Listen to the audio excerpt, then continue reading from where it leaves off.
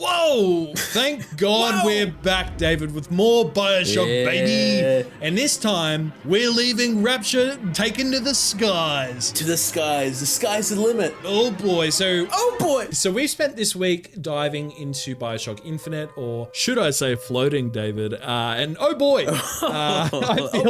I feel like this game might be possibly the most ambitious BioShock game out of the trilogy yet. Maybe? 100%.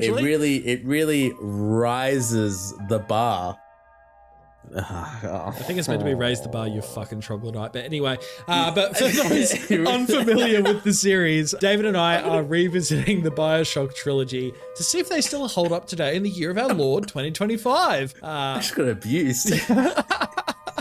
So make sure to stick around to the end of this video where we'll be sharing our overall verdict of the game. But David, where do we even start with this game? It's just so...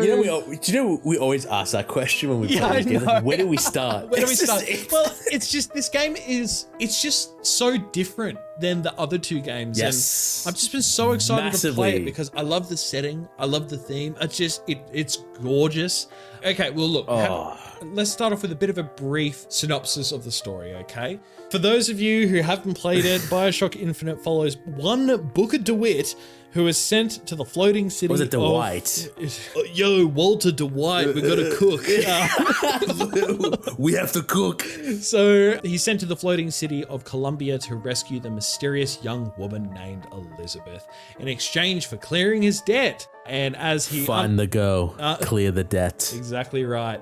And as he unravels the truth behind the city's profit Comstock and Elizabeth's powers, Booker also discovers that their fates and identities are far more intertwined than he ever imagined. Interlinked within cells, interlinked. I think we're just going to talk about this game in a fairly free form, free flowing manner, and we'll be covering spoilers quite freely as well.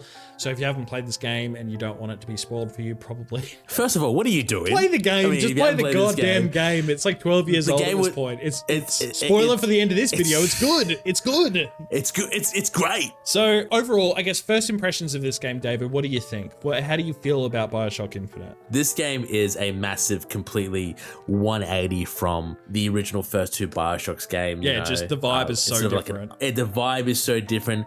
You know, the first opening hour of that cutscene, you obviously get launched into this utopia. It literally is a utopia of this magical, beautiful city of Columbia. And you're walking around, and the one thing is that the people aren't fucked up. They're not a mess. It's like the people are actually jolly and merry and don't want to fucking rip your face off. They're actually happy, and they really, obviously, they clearly love the world that they live in, and obviously follow the prophet. Or the leadership of obviously Zachary Comstock is a worship team, the American founding fathers, essentially. And I just remember walking in the city and just in awe of just how breathtaking it is, especially now that this game is still 12 years old. The art design is beautiful.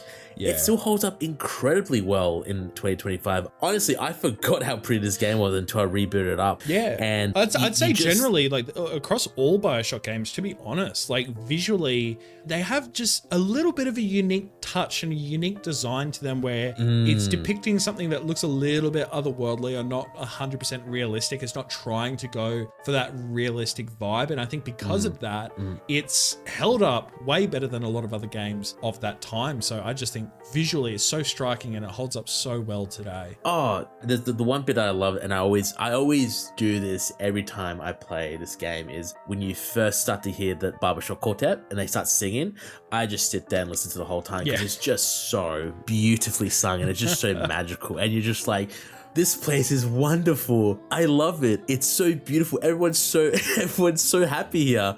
And then you get to the raffle, and that's when you start to see that where things go awry. The cracks start forming. Man, I didn't realize that announcer at the start was Fink until I. You didn't realize that? No, I didn't. Well, okay. So there's a couple of things I didn't realize. This game, and we'll get into it a little bit more soonish, but this game has repeating characters. So, say for example, the Lutece the male and the female. Yes. Which I think they're supposedly meant to be the same person, depending on... Oh, spoilers! Well, I've already said at the start that we're going to be talking about spoilers quite freely, you fuck. But they pop up literally everywhere, and I thought... I do love them. They're great characters. It's really, at certain points, it can be quite unsettling, and to be honest, I genuinely didn't realize them popping up as much as they did, and I thought it was because maybe the game devs got a bit lazy and just kept using the same NPC models, and I didn't realize it was the same people.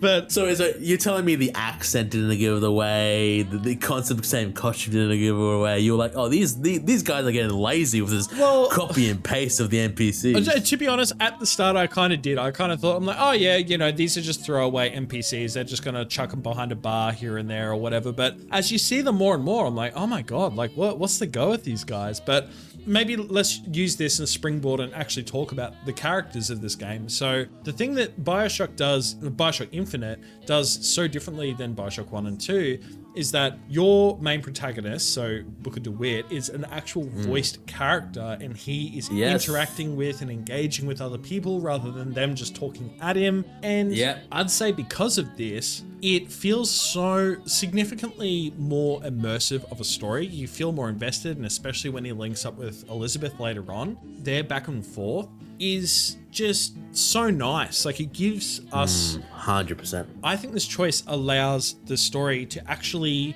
implement more complex themes and plot beats, and you just feel so much more invested with what's going on between our two protagonists. I just find them to be such compelling characters. What do you think? No, I 100% agree. You know, this is the first for the series where the main protagonist is voiced by the very, very talented Troy Baker, and it just adds a layer of depth into the story that we've never previously seen in a BioShock game, because, you know, with BioShock 1 or 2, you are like the silent protagonist, which is nothing wrong with that. You know, a lot of people would like to feel very connected with a silent protagonist, but with this, when you do end up meeting up with Elizabeth and just go along with their story, the way that they obviously come from strangers to obviously very close allies is just really good to see, and it adds, like I said, that layer of depth, which really drove me to keep playing this game that I didn't feel in the first two games, which has an amazing storytelling. I feel like this just added a little bit of flavor to it, which... especially when it adds obviously a lot of themes around the city and there's like this backdrop of this kind of like this civil war between the Vox, which is led by Fitzroy, against more or less Fink and Comstock. I guess they're kind of not the same person, but they're one and the same. They're kind of allies, and they kind of control the police and the military and this oppressive force against this backdrop of the downtrodden, and there's lots of themes of racism, this class war and all this stuff, and I just think that this game handles it pretty goddamn well. And it's not subtle about it. You think that it throws it in your face, and it is a bit of a shock to see it, because I think this was probably the first game where it wasn't subtle about it. It was like, I still remember where things like, what's the matter, sport? You're taking your coffee black these days? No, I was like, holy shit. I was like, whoa. I remember going through the police station section of the game, and there was just like all of these like murals on the wall, or all this like slogans and stuff like that. And I think one of them was just like, protect our race, or something like that. Yes. And I was just like, holy shit, dude. Yeah, like I said, it's this perfect utopia, but they still want to keep that specific topic in place and check with obviously its racism, of course. Absolutely. And I think that that's what's so fascinating about this, because with BioShock 1 and 2, you're diving into this world that is already so downtrodden and has just gone to shit, and you're seeing the aftermath of it, and you're just seeing, basically, and you're just seeing what all of this chaos has done to this world. But with Columbia, it's kind of the opposite, where, and interestingly enough, I feel like BioShock Infinite in many aspects is the antithesis of what BioShock 1 and 2 are, and I guess we'll cover that in a little bit. But with this game, you're in this beautiful world and you just want to see so much more of it, and you're like, oh my god, this place just looks perfect. But then you start to see the cracks start to seep through very, very quickly, like, you know, with the whole 100%. You basically get fucking drowned down by baptism to be able to get into the city, which is nuts. And then, you know, you have this mark on your hand and you're the false prophet or the false prophet. And then, you know, you've got Comstock as the shepherd. Like, you've got some very fanatical kind of themes here. And then, you know, obviously mixing that, like I said before, with the oppression, the racism, the classism, all that stuff. It just, you can feel that this tension is brewing amongst, you can't tell if people are intentionally ignorant to it or if they're going along with it. Like, you can't tell what's really going on. I love that. That's a really good way to phrase it. Yeah, and it feels so dystopian without this world being apocalyptic, and I just thought that was really cool. But I think we're talking a lot about the themes and we're talking about the characters, but I really want to talk about Elizabeth specifically because I think she is one of the main selling points of this game. Before I even dove into these games, I knew through reputation and word of mouth that the highlight of BioShock Infinite was Elizabeth and the fact that she is one of the best, if not the best, companion character that you can have with you in a video game. Her journey that 100%. she takes with Booker is obviously, it's really compelling, it's really interesting. And I'll cover that more when I want to talk about the ending because I do have a few issues or mixed feelings on how this game ends. But as far as the actual gameplay goes, so they've removed lockpicking in this game. They've removed a lot of these elements that you initially would, you know, be responsible for in the first and second game. She just does everything for you, man. If you're running low on ammo, she'll just fucking toss you some ammo. If you're low on money, she'll throw you money. She'll throw you salts, health. She can use her abilities to like spawn apparitions of stuff through these tears. Like, she's the ultimate companion to take with you on a quest. And I don't think I've ever experienced such good ally AI in a game before. It's like revolutionary, dude. 100% agree. Like when I it's so refreshing to play a video game where obviously essentially it's an escort mission because you have to obviously escort Elizabeth out of the city. Your job is to escort someone who is basically a Swiss army person. Like, pretty much. She just does everything. She's like a Swiss army, though. She does everything. Like one of the most famous games, I think, when I think of like the escort mission is like Resident Evil 4, and just how annoying it can be where you have to escort Ashley everywhere because she's just so goddamn useless. And she's like, Leon. But you know, Elizabeth, she's like a walking tank. Fucking oath, dude. And she's just smart. Like she's smart. You don't have to worry about her. She can hold her own, and it's just so refreshing just to know, like, hey, I'm in this area, there's enemies up, left, down, right, and center, but I need to worry about them and not worry about Elizabeth. And obviously, if I run out of ammo, she'll just be like, hey, Booker, catch you some ammo or some health or some salts. And it's just quite refreshing just not to babysit a broken NPC. Yeah. And her AI is written quite well. Dude, she's babysitting you. She she knows when you're running low on a clip, and she's just like, "Oh, Booker, I've got some ammo for you." It's just like, "Oh, Booker, catch!" Oh, dude, thank you, genuinely, thank you. This is awesome. Yeah, so I think it's really, really well designed, and I think that was one of the most enjoyable aspects of the game for me. It's just going through these combat environments and feeling like, and I guess this is where things are a little bit different in BioShock 1 and 2, I keep referring to them, but they're like a resource management game where you have to really be careful with your ammunition and what you're using and leveling up your stuff. This time around, I feel like, again, like I alluded to before, this game is kind of like the antithesis in the sense that everything is streamlined. Everything feels a little bit more like the controls and how guns feel to shoot. It feels a little bit more like a modern FPS game, even more so than BioShock 2. But it's also, its mechanics and systems have changed as well. So rather than being, say, like a Big Daddy who has like 10 weapons on them at all times, you can only hold on to 2 guns. And at first I didn't like that because I was just like, I like being able to like switch between all of my guns and be selective with what I want to use. But this time around, because you can only hold on to 2 guns, I actually found myself swapping between all these different guns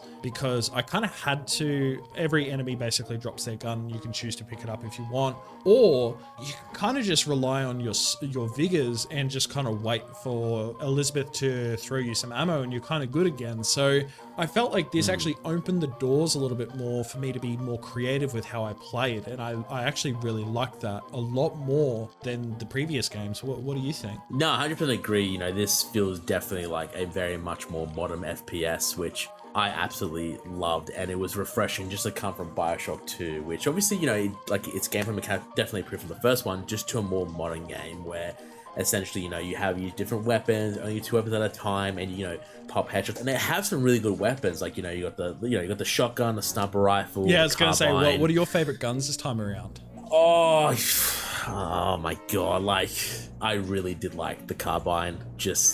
I really did love that, and close range shotgun, but. One thing I used a lot more was the sniper rifle. Okay, and I feel like I found it a lot more enjoyable because I was on mouse and keyboard, maybe. Yeah, okay. So I feel like I was able just to pop shots a lot more. And I also did enjoy the Vigors, which have replaced the plasmids from BioShock. And they've got some really good ones. Like you got Possession, where you can possess machine or humans. Devil's Kiss, which is you throw light fire bombs. One of my favorites, Merle the Crow. Dude, so good, dude. But the animations for all of them are incredible, and I think that unlike the previous games, again, this game being a bit more of an antithesis, I felt like I actually used all of my figures because I found all of them 100%. Useful, whereas in the previous games I would only just stick to like 1 or 2. I never felt like I needed to step out of my comfort zone when it came to the plasmids, but this time around I was just like, oh man, this is fucking sick. Like I constantly switch between, like, say, Murder of Crows, the Bucking Bronco one that flicks them. I love Bucking Bronco. You get out of that cover. So good. And then there was the one where it's like you've got like the Poseidon one where you're like the tentacle or whatever.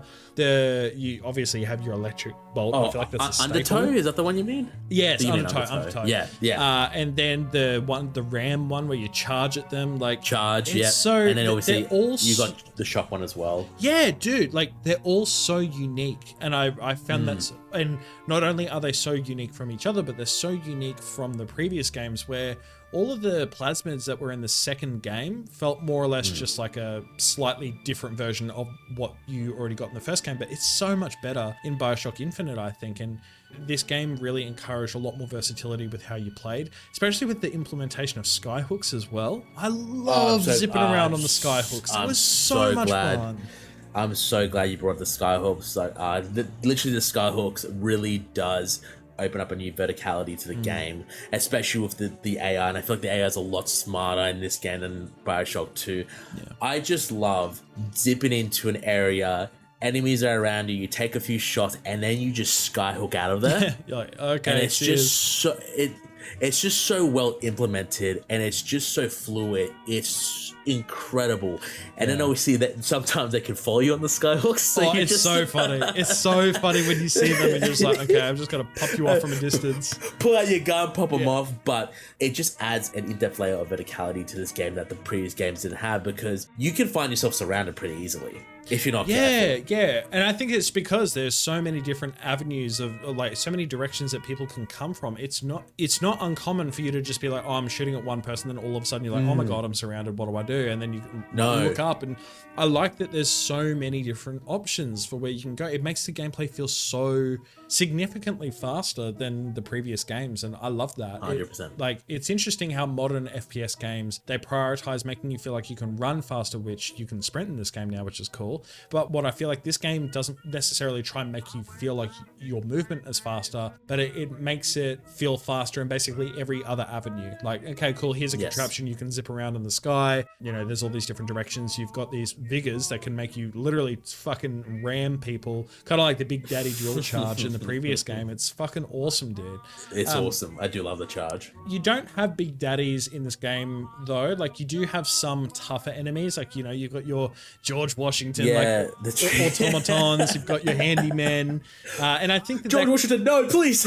I feel like that kind of does replace them to a certain degree, but just overall, I mean, you got the Songbird, which I would say is probably the closest representation to, I guess, a Big Daddy. Yeah, I can see that. Visually, it looks quite similar. And it's very terrifying, dude. It's terrifying. It's so terrifying, the Songbird. Especially when it's like, it's hunting you down when you first get Elizabeth. It's fucking, like, that is probably my favorite sequence from the game, dude. Like, it's just how it's just tearing through that that massive statue that Comstock has got. Elizabeth Comstock literally be like, come on, man. caged him. He's like, come on, dude, I fucking paid him premium for that bitch. Yeah. I was going to say the other gameplay element that I guess I kind of touched on before was the tears. It's, it's got a gameplay feature where Elizabeth can more or less bring in these apparitions from an alternate reality into this reality to help you out in combat, but there's also a story component to it as well. So I guess, did you have anything else you wanted to cover with the gameplay before we start talking about the ending of this game? The one thing, obviously, before we cover the ending is just, I do love the executions with the melee. Oh, dude, the executions. It's so satisfying, dude. I love that you can just like... You get your skyhook and you just drive it into that neck. You're like, oh, yeah. And I did a couple of executions throughout the game. I'm like, how many fucking animations did they do for this? Because it almost felt like every time I executed someone, it was like a new animation. I'm like, holy shit, dude.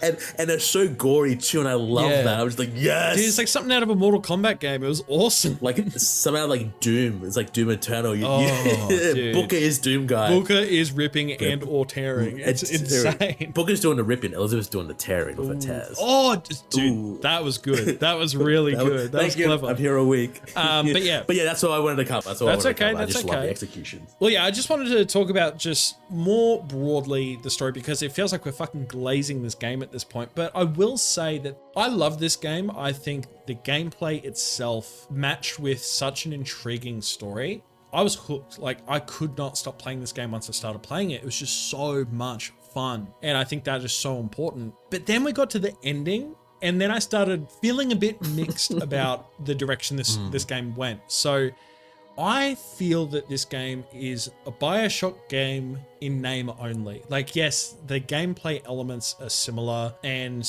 which is great. But okay, so I guess let's talk about the plot twists because there's a few. Would you kindly explain it to me? It's like I don't even know how I can quickly say it, so I'll try my best. So to cut a long story short, Booker DeWitt, as it turns out, is on this multiversal saga like the MCU, and he's trying to rescue Elizabeth, who, as it turns out, is his daughter Anna DeWitt, which is why he's got the name, like the initials carved on his hand, AD. And as it turns out, he gave up Anna to Lucette, which is, the two people you see, the male and the female. Yeah. And he basically gives up the child, and it turns out he's giving up the child to Comstock because with this whole discovery of time travel and this journey that Comstock goes on, it makes him sterile, which means that, he can't have No, when he gets baptized, it makes him sterile. Right, yes, okay. Yeah. Okay. But the thing is, apparently this is a journey that Elizabeth and Booker have gone on in like all these timelines, all these multiverses, and sometimes Booker refuses the baptism. That is the constant. And, they use the line constants and variables. But sometimes he accepts it because of his guilt. And when he does that, he becomes Zachary Comstock. So the twist kind of happens where it's like, oh, I'm Booker, but I'm also Zachary. And it kind of just, they kind of explain that, they're one and the same and all that stuff. Chicken and the egg. Yeah. And in theory, that's fucking interesting. That's a really interesting premise. And we're also treated to some fan service where the explanation of all of this, as we're seeing all of this play out, is that Elizabeth takes us to Rapture, and we get to see Rapture, and the songbird dies in Rapture, and it looks like a big daddy drowning outside, and it's fucking sad. And she's trying to explain to Booker in this really trippy cutscene where you see an seemingly infinite amount of lighthouses and all that stuff. She's one man, one lighthouse, one choice, I think exactly. It was, yeah. So you can see the parallels, there's the city, which is Columbia and Rapture. The man, which is Comstock and Ryan. You've got the protagonist, which is, basically Booker or Jack or even Delta, I guess you can say. There's the lighthouse, which serves as the entry point to either down to Rapture or up into Columbia. So there are constants, but there are variables. Massive parallels, yep. And I think in concept that is very interesting, but I do think that the execution of it left me wanting more. I felt like the game didn't really properly explain why Rapture. How is that a constant for Elizabeth's circumstances, because it felt more of a creative way of them trying to just be like, hey, remember that this is a BioShock series? And hey, remember that BioShock 1 and 2 is set place in Rapture? And you guys remember that, right? This is like really important to you guys, the audience. But it didn't really, but it didn't really feel important or relevant to the story in BioShock Infinite. It just felt more like, hey, here's an important thing to the audience, so let's give them some fan service. So let's just take them to Rapture. So that was the first thing. But the second thing, and by the way, sorry guys if you hear some rain in the background, it's fucking bucketing down right now while we're recording this. It's pouring down in the city. It's wetter than Rapture, am I right? But another thing that I didn't really like as much is the Booker and Comstock reveal. In theory, it makes sense. I understand why. He has this guilt. He wants to do the right thing, so he gets baptized. But there wasn't enough of a bridge between Comstock becoming the Comstock as the villain that we see at the start of the game and throughout the game. Like, to me, it's not believable that Booker would become Comstock. I can't see. It feels like there's just a massive gap there where Booker as a character is so completely different than Comstock. How does he become this fanatic prophet type of guy running an entire city? Like, it just doesn't seem like the same person to me whatsoever. And I feel like the game didn't do a good job at linking the two together or making that transition feel believable. It felt like it was more interested in the shock value of, oh, by the way, you're Comstock, boom, credits. And it's just like, oh, okay. But that's how I feel about the ending. What are your thoughts about how this game ended? Oh, when I first played this game for the first time and the ending happened, and I was like around 19, 20, I had I had no idea.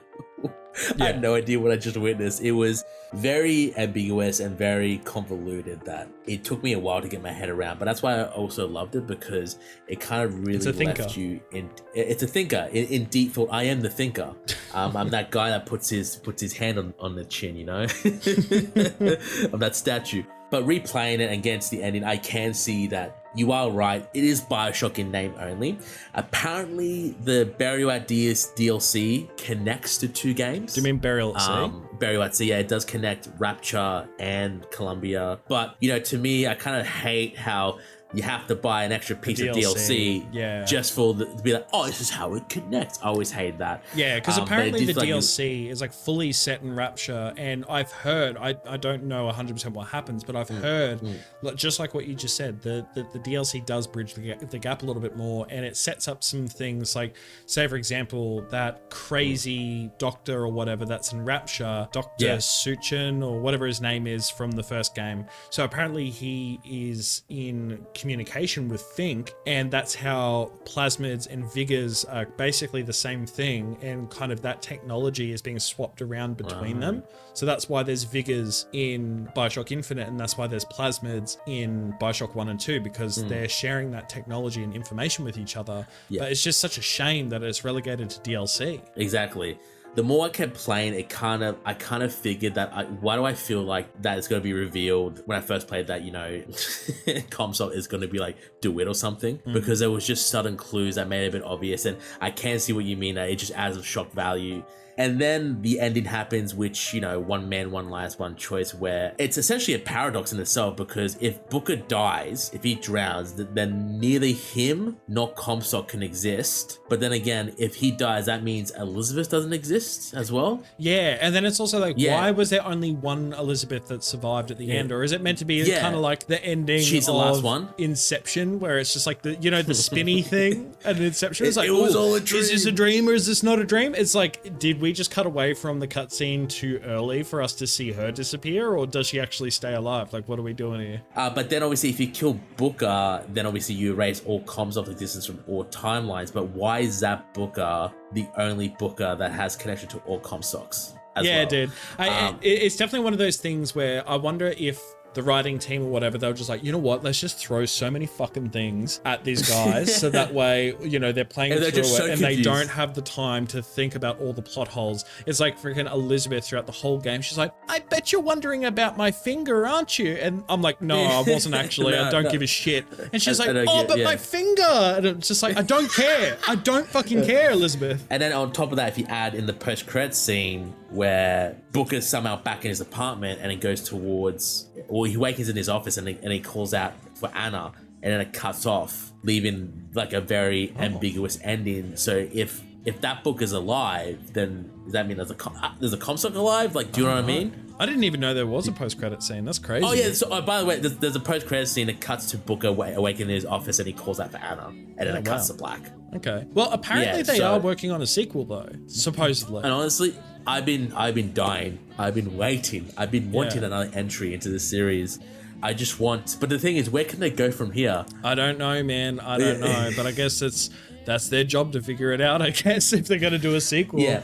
Regardless of that and how the ending might confuse you if you're first playing it is still a fun ride. It is still an excellent game to play. Yeah. It feels like we're starting to get towards the verdict now. But before we touch on our verdict, David, I'm a little bit hungry. What about you? Are you a bit hungry? I haven't eaten all day, but you know what I feel like? I feel like some Easter eggs. Yes! Easter egg time, buddy! Let's go! So we've only just got a few Easter eggs in this game to go through, and then we'll cover off the verdict for BioShock Infinite. But for the first Easter egg, David, so if you didn't want to wait around to complete the main story before unlocking the game's hardest difficulty, aka 1999 mode, you can actually input the Konami code on the title screen to unlock it early.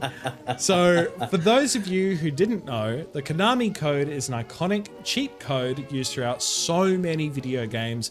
And the code is up, up, down, down, left, right, circle X, or whichever the equivalent is on your console. So you can unlock the 1999 mode early. That cheat code. That cheat code. I don't think that little Easter egg, because this is not the only game that has implemented the Konami code. Oh God, no, dude. That Easter egg will always be prevalent in any video game, and it always makes me smile when I find that one little game has that little Easter egg. Yeah, they just managed to sneak it in. You're like, you son of a bitch, you've done it again. Yeah, Miyazaki, you bastard. Okay, cool. So moving on to the next Easter egg. So right after Booker first sees the Monument Island statue and receives that telegram for that little boy, he's like, "Oh, please, sir, can I have some more?" Telegram for you, Mr. DeWitt. So the telegram is from Latisse, and after you receive that telegram, you approach the telescope to the left and look through it. Now, towards the bottom left, you will actually see the Latisse twins. Robert is juggling and Rosalind is watching. But I love this Easter egg. But if you exit the telescope, they're nowhere to be seen. Even if you re-enter the telescope, they're still gone. Very creepy, very ominous, David. I do love that. I actually discovered that in my first playthrough when I did that when I was looking at the telescope. Oh, just pure accident. Pure accidental, yeah. And I looked down, I'm like, oh, they're the, at the time, like, oh, they're the twins. There's a brother and sister, the twins. And then, like, I'm like, that's kind of cool. And when I got out, I'm like, they're gone? Yeah. And I go back in, I'm like, they're gone. But it's pretty cool. I mean, it obviously sets up their supernatural kind of theme, I guess, towards the end of the story, where you kind of find out a little bit more about them. But yeah, I just think it's a really neat inclusion. And for the last Easter egg, so at the very end of the game where you're about to be baptized by the Elizabeths, you can actually see a version of Elizabeth on the far left that stands out a little bit differently than the rest of them. And that's because this version of Elizabeth has a bit more of a shapely figure, which was originally intended to be the design of Elizabeth from the first trailer of the game. But after receiving some feedback and criticism of Elizabeth's look, Elizabeth's design was updated to the one we're familiar with now, but Irrational Games managed to include this original look here for a bit of an Easter egg for those who were aware of the first trailer look. So there you go. There you go. A little bit different. That's what happens when you go work folks. No, I'm kidding. Go work, go broke, everybody. I do actually have an Easter egg. Oh, okay. From the BioShock, and I think this is one of my favorite ones. It's a nice little reference, a little throwback to the first game. When Booker first arrives to Columbia and he goes to get baptized by the priest family says, "Who is that? Is it someone new?" Which is a nice little throwback to in the first game where Jack arrives in Rapture and the Splicer says, "Is it someone new?" Oh, okay. That's really cool. A nice little throwback there. A little throwback. I didn't pick it up until it was pointed out to me. I'm like, oh, that's a nice little throwback. That's awesome. Well, thank you for sharing. And that concludes this episode's Easter eggs for this game. So I'm full. I'm so full. I'm so stuffed. The buttons on my shirt, they're about to pop. I couldn't possibly eat any more Easter eggs. Thank you. Until Easter egg time next year in April. But that being said, David, so we've gone through pretty much everything in the game, I think, and this is a much longer episode episode than I was expecting. So I would love to hear your verdict. Do you think that this game, BioShock Infinite, still holds up in the year of our Lord 2025? BioShock Infinite definitely does hold up in the year of our Lord 2025. It's a much more modern experience that you will enjoy, which you will love with the controls and the gameplay. You will fall in love with its characters. You will fall in love with the setting. There's no better time to play it. If you revisited it, you'll be doing yourself a great service by playing this. And this trilogy, in turn, it's a beautiful trilogy, and I think everyone should get to experience it once. I love the new gameplay mechanics. I do love the new modern controls. I love the Skyhook implementation. I do love the new vigors and obviously the new verticality that this game has to offer. And I do love obviously the characters you get to play as Booker and Elizabeth, and obviously watch their relationship grow throughout this journey that you get to experience with them. So 100% yes, it's worth your time in 2025. Yeah, and I'm going to echo your sentiment there. I definitely think it holds up as well. I think that as far as gameplay goes, it holds up the best out of the three games, and I honestly didn't think that it would be possible to improve upon the gameplay mechanics from BioShock 2, because I just thought it was really fun. And you know, this is how can you be perfection? exactly like I have said in the previous episodes that the BioShock 1 and BioShock 2 probably feel a little bit floaty, more so BioShock 1, but they've somehow managed to keep that BioShock gameplay feel, but also just continue to improve on it once again with Infinite, and it feels modern, it feels fast. The actual vigors this time around feel all so unique and so fun to play. The actual FPS of this FPS story-based game just feels so good. I feel like this story absolutely knocks it out of the park. Like, obviously a few of my gripes with some of the reveals and how the game ended, despite a few frustrations, I do feel like this story still knocks it out of the park compared to the first and the second game, because I just feel like you're more invested in the characters, because you're going through the story with them rather than people just kind of talking at you and trying to get to the next level and all that stuff. And would you kindly? Sisters and all that stuff. Yeah. And even though this game is still kind of built around the fact that there are plot twists in it, which I'm not as much of a fan of, say, compared to the plot twist in the first game, I do still think that it's such a compelling story that's going to sink its teeth into you from start to finish, and I think everyone should play it. So this game definitely still holds up in 2025. You can definitely say that this story really takes off. Okay, I'm going to start wrapping this video up, David. I'm going to cut that out. This has been a much longer episode, so I do apologize about that. I guess I just have so much I wanted to talk about with this game, a lot more than I expected, but I also just wanted to thank David, because if it weren't for your recommendation, David, to play this trilogy, I don't know if I ever would have. And it's honestly, these three games are probably some of my favorite games that I've probably ever played. It's just I'm glad to hear that. The story, it's just the story and the world, specifically the worlds of Rapture and Columbia. It's just so unique, and I'm just so glad that I got to explore them. But as for next week's video, David, so if you didn't see, we put a poll up on our YouTube channel. I love democracy. I love polls. I love voting on polls. I love sliding up and down polls. Polls are fun.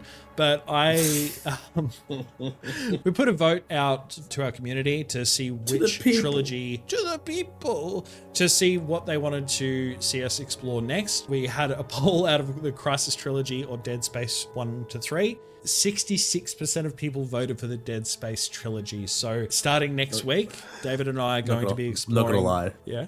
I'm not gonna lie, I did vote on that poll for Dead Space. Oh, did you? You son of a bitch! I wanted to play it. Well, look, I famously hate anything horror related, so I am sure I'm going to love visiting the Dead Space trilogy. So keep an eye out for that next week. And thank you, David, for joining me in another video game discussion. Well, thank you. It's been a pleasure, Lennon. And you guys, you have a good rest of your evening, night, or afternoon.